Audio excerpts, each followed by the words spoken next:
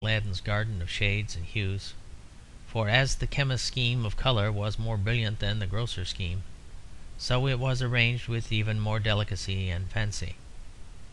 Never, if the phrase may be employed, had such a nosegay of medicines been presented to the artistic eye.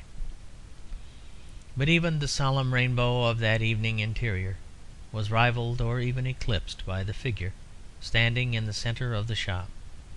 His form, which was a large and stately one, was clad in a brilliant blue velvet cut in the richest Renaissance fashion, and slashed so as to show gleams and gaps of a wonderful lemon or pale yellow.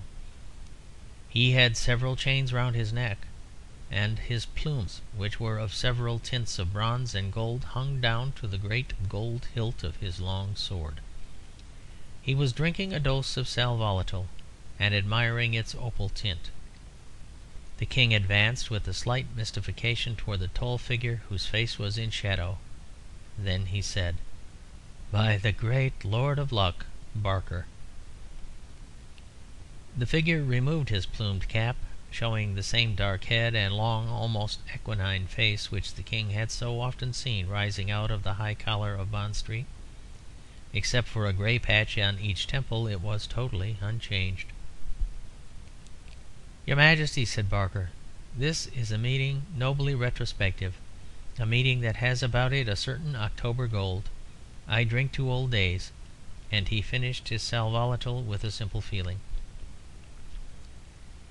"I am delighted to see you again, Barker," said the King. "It is indeed long since we met. What with my travels in Asia Minor and my book having to be written, you have read my Life of Prince Albert for children, of course.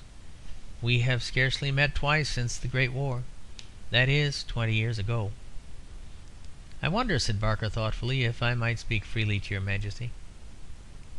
"Well," said Auberon, "it is rather late in the day to start speaking respectfully.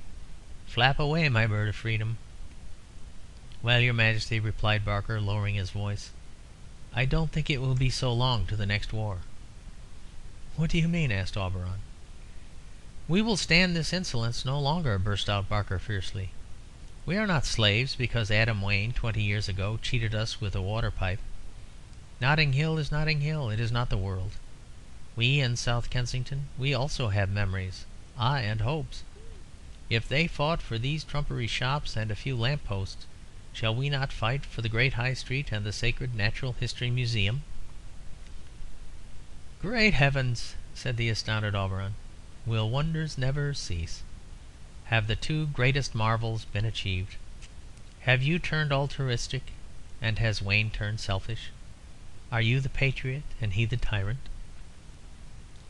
"It is not from Wayne himself altogether that the evil comes," answered Barker. "He, indeed, is now mostly wrapped in dreams, and sits with his old sword beside the fire. But Notting Hill is the tyrant, your Majesty. Its council and its crowds have been so intoxicated by the spreading over the whole city of Wayne's old ways and visions, that they try to meddle with every one, and rule every one, and civilise every one, and tell every one what is good for him. I do not deny the great impulse which his old war, wild as it seemed, gave to the civic life of our time. It came when I was still a young man, and I admit it enlarged my career. But we are not going to see our own cities flouted and thwarted from day to day because of something Wayne did for us all nearly a quarter of a century ago. I am just waiting here for news upon this very matter. It is rumoured that Notting Hill has vetoed the statue of General Wilson they are putting up opposite Chepstow Place. If that is so, it is a black and white shameless breach of the terms on which we surrendered to Turnbull after the Battle of the Tower. We were to keep our own customs and self-government. If that is so—" "It is so," said a deep voice, and both men turned round. A burly figure in purple robes, with the silver eagle hung round his neck and moustaches almost as florid as his plumes, stood in the doorway. "Yes," he said, acknowledging the King's start, "I am Provost Buck, and the news is true. These men of the hill have forgotten that we fought round the Tower as well as they, and that it is sometimes foolish as well as base to despise the conquered." "Let us step outside," said Barker, with a grim composure. Buck did so, and stood rolling his eyes up and down the lamplit street. "I would like to have a go at smashing all this," he muttered. "Though I am over 60, I would like " His voice ended in a cry, and he reeled back a step with his hands to his eyes, as he had done in those streets 20 years before. "Darkness!" he cried. "Darkness again! What does it mean?" For in truth every lamp in the street had gone out, so that they could not see even each other's outline except faintly. The voice of the chemist came with startling cheerfulness out of the density. "Oh, don't you know?" he said. "Did they never tell you this is the Feast of the Lamps, the anniversary of the great battle that almost lost and just saved Notting Hill? Don't you know, your Majesty, that on this night 21 years ago we saw Wilson's green uniforms charging down this street and driving Wayne and Turnbull back upon the gasworks, fighting with their handful like fiends from hell? And then in that great hour Wayne sprang through a window of the gasworks, with one blow of his hand brought darkness on the whole city, and then, with a cry like a lion's that was heard through 4 streets, flew at Wilson's men sword in hand, and swept them, bewildered as they were and ignorant of the map, clear out of the sacred street again. And don't you know that upon that night every year all lights are turned out for half an hour, while we sing the Notting Hill anthem in the darkness? Hark! There it begins." Through the night came a crash of drums, and then a strong swell of human voices. "When the world was in the balance, there was night on Notting Hill, there was night on Notting Hill. It was nobler than the day. On the cities where the lights are and the firesides glow, from the seas and from the deserts came the thing we did not know.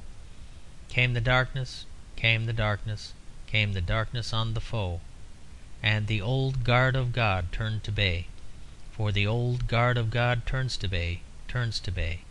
And the stars fall down before it, ere its banners fall today.